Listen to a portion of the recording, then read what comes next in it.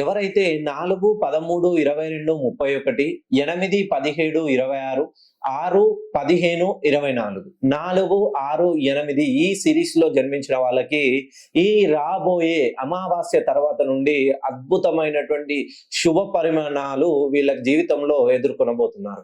Main గా 4 series అంటే 4 అంటే రావుకు సంబంధించిన నెంబరు, 6 అంటే శుక్రుడికి సంబంధించిన నెంబరు, 8 అంటే శనికి సంబంధించిన నెంబరు.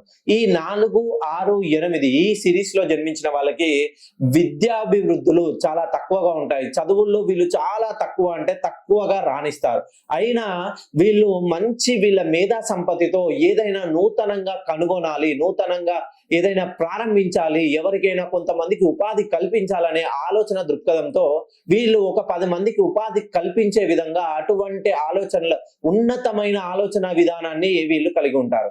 మెయిన్ గా 4వ సిరీస్ లో జన్మించిన, 6వ సిరీస్ లో జన్మించిన, 8వ సిరీస్ లో జన్మించిన ఈ 3 సిరీస్ లో జన్మించిన వాళ్ళకి ఒకరి కింద పని చేయడం ఇష్టం ఉండదండి. తక్కువ జీతానికి వీళ్ళు అసరికే పనిచేయరు. చెయ్యని తప్పుకు వీళ్ళు ముక్కుసూటిగా కళాఖండిగా చెప్పేస్తారు. ఇది నా తప్పు కాదు, నచ్చితే ఇక్కడ చేస్తాను, లేదంటే లేదు అని మొండి వ్యవహార శైలి వీళ్ళకు ఉంటుంది. ఈ మొండి వ్యవహార శైలి వలన వీళ్ళ జీవితంలో చాలా ఉద్యోగాల్లో స్థాన మార్పులు చేయవలసి వస్తుంది.